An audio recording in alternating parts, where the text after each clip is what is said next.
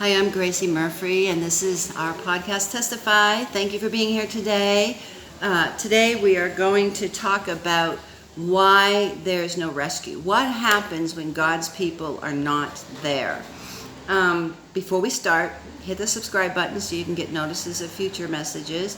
Share this with somebody today after watching it, because there may be something in this message that ministers to somebody else. Why there's no rescue. In the work that we do, we work to rescue women and children from violence. We work to restore their lives. We care for them during the crisis in their lives. We help them to empower justice. And there was a client that we had, a young woman, who said to me, "Why did it take 20 years for God to rescue me?" It's hard for people to believe in a loving God when they're stuck in the middle of suffering and there's no way out. There's no answer. Jesus is the life and the way and the truth. He is the rescue. He is the light in the darkness. And God uses us to go into the darkness to rescue people out of the darkness.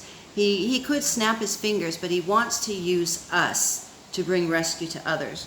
And so as I was talking to this young girl, and she's like, "I suffered all those years as a kid with sexual abuse and as an adult with spousal abuse and other problems." She said, "Why did it take 20 years for God to rescue me?" And I looked at her and I said, well, there's two reasons why someone is not rescued.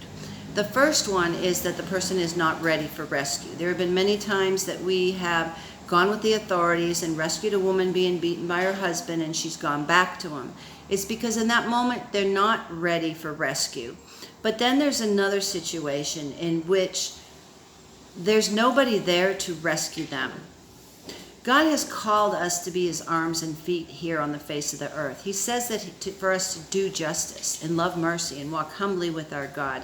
He talks about in Isaiah 59, I think it is, or 58, where he says he sees that there is no justice and he is disgusted. I love the Spanish version uses the word disgustado.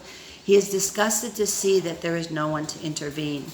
So the major problem, the major reason why people are not rescued out of their suffering, the major reason why people are stuck in their suffering is because there is nobody there to rescue.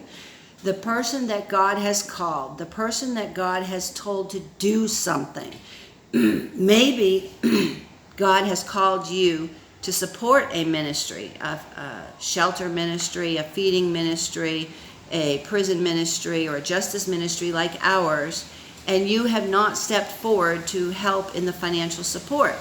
I know in struggling with the finances and the budget every single month, are we going to make the bills? Are we going to be able to pay the salaries of the people that are doing the work? The finances are a major reason why God's work doesn't get done. There are missionaries leaving the field every single day because they do not have the financial support to do the work that they need to do. So there's one reason, financial. But then there's another reason, is that the people that God has called to do it don't do it. Maybe God has called you to work somewhere and you're not going and doing it. You're staying home. Well, I don't want to spend my time. I'm busy. I don't have time for this, and all these other excuses that there are. We have all been called, and please excuse the traffic. We live on a main road, so every once in a while there's a lot of traffic, and there's nothing I can do about it. But I want you to seriously think about it. God has called all of us to do something. He has called us to serve. He has called us to be Christ in this world.